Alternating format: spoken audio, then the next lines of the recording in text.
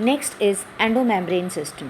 Endomembrane system, these are the membranous organelles which are having coordinated functions which are considered to work together, and that's why they are called as endomembrane system. Endomembrane system, they includes endoplasmic reticulum, Golgi complexes, lysosomes and vacuoles. And if we talk about the rest of the organelles like mitochondria, chloroplast and peroxisomes, they are not coordinated with the above components, and that's why they are not considered as the part of the endomembrane system. So कुछ organelles हैं जो कि endomembrane system का part हैं क्योंकि वो आपस में कोऑर्डिनेटेड वर्क जो है कर रही हैं. बाकी जो रेस्ट ऑफ द ऑर्गेनल्स हैं वो कोऑर्डिनेटेड वे में वर्क नहीं कर रही हैं. They are working individually, and that's why they are not the part of the endomembrane system. So first endomembranous system is endoplasmic reticulum. As you are able to see here, endoplasmic reticulum, these are of two types, RER, rough endoplasmic reticulum, and SER, smooth endoplasmic reticulum. So what are endoplasmic reticulums. अगर हम इनकी बात करें तो they are tubular structures, tube like structures हैं, and they are scattered in the cytoplasm, पूरे फैले हुए बिखरे पड़े हुए हैं साइटोप्लाज्म के अंदर, and that's why they are called as endoplasmic reticulum because they are reticulate like और tiny tube like structures, and because they are present inside and they are the part of the endomembranous system, that's why they are called as endoplasmic reticulum.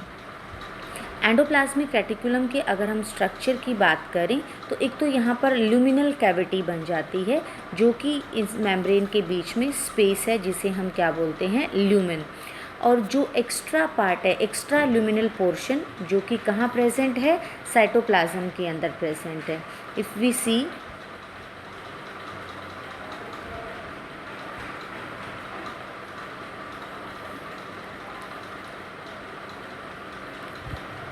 see here, this is the structure of endoplasmic reticulum.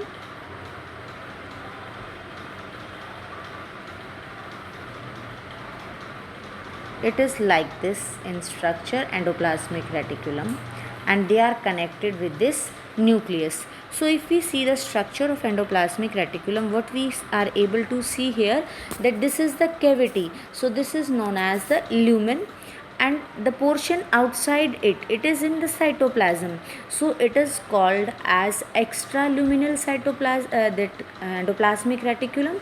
और जो ये inside portion है, it is called as luminal endoplasmic reticulum.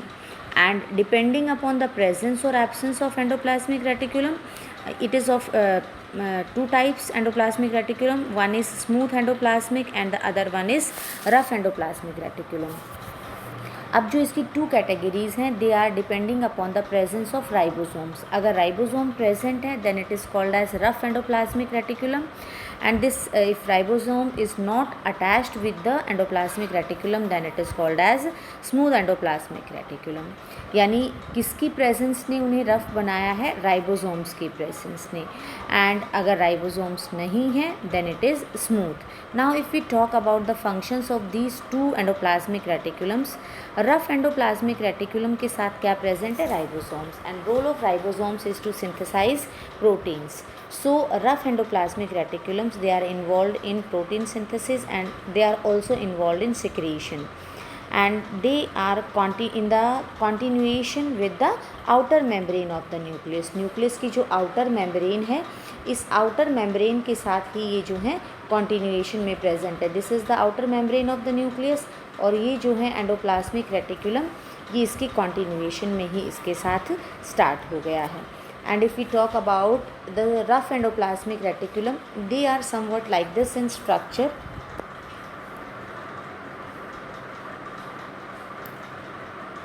This is endoplasmic reticulum, and they are this dot like structures which are present on the walls, जो कि इसे कैसा appearance provide करवा रही हैं, रफ अपीयरेंस प्रोवाइड करवा रहे हैं. Now function of rough endoplasmic reticulum is about the protein synthesis. and if these ribosomes are not there, then it becomes smooth, and its function is to synthesize the lipids, and these lipids, they are steroidal hormones and they are synthesized by the smooth endoplasmic reticulum. तो यहाँ पर हमने we have studied about two types of endoplasmic reticulums, rough and smooth. Rough is because of presence of ribosome. Function of ribosome is to synthesize the proteins.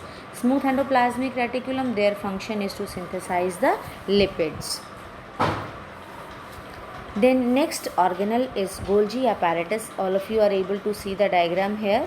Golgi apparatus, they were discovered by the first observed by the Camillo Golgi, and that's why their name is Golgi apparatus. Now they consist of flat disc-like structure, जो कि ऐसा लग रहा है जैसे sac like, और जो flat structure हैं they are stacked over one another, एक दूसरे के ऊपर अरेंज है. और अगर हम if we talk about the shape of these और the size of these disc like structure, so these sac like structures are very small in size, that is 0.5 micrometre to 1 micrometre in diameter. They are attached और stacked parallel to one another, एक दूसरे के ऊपर ढेर लगा हुआ होता है इनका. और इनका जो फेस है कन्वेक्स फेस और एक कनकेव फेस.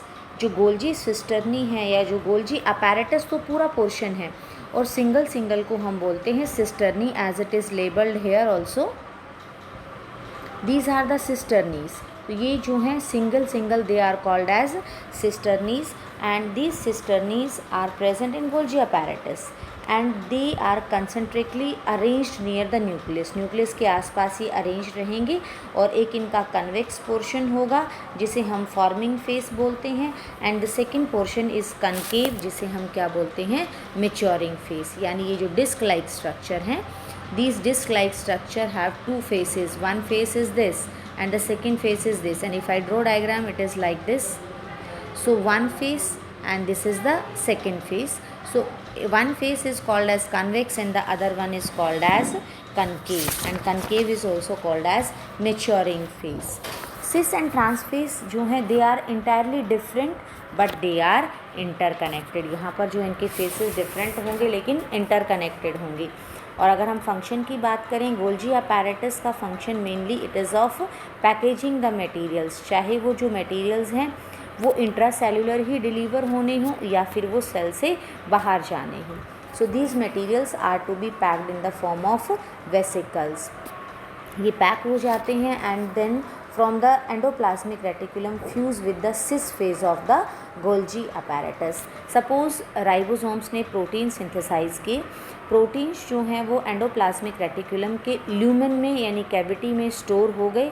अब वो जो हैं एंडोप्लाज्मिक रेटिकुलम के से फ्यूज़ हो कर के अब वो गोल्जी अपैरेटस के सिस फेस के पास आ जाते हैं, और फिर जो हैं वो कहाँ पहुँच जाते हैं, towards the maturing face.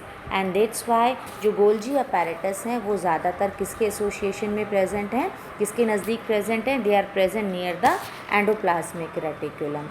And Golgi apparatus जो है इट्स फंक्शन एक तो स्टोरेज हो गया, and it is the important site of formation of glycoproteins and glycolipids. इन केमिकल्स को भी ये फॉर्म करते हैं. Next is lysosomes. Lysosomes are also membrane bound structures, vesicle और सैक लाइक स्ट्रक्चर हैं. फॉर्म कब हुए, ड्यूरिंग द पैकेजिंग. पैकेजिंग किसने की, गोल्जी अपैरेटस ने. So these are the sac like structures which are formed by Golgi apparatus during packaging. यहाँ पर lysosome vesicles की अगर हम बात करें तो they have different types of hydrolytic enzymes like hydrolysis, proteases, carbohydrases. ये पहचान बनाने के लिए कि ये क्या है, whether it is an enzyme. अगर स्पेलिंग में if the spelling has ASC in the last then these are the enzymes. So hydrolysis, proteases and carbohydrases, these are the various enzymes which are produced by the lysosomes, and these enzymes are very active at the acidic medium and they digest carbohydrates, proteins, lipids and nucleic acid. So these are the functions of lysosomes.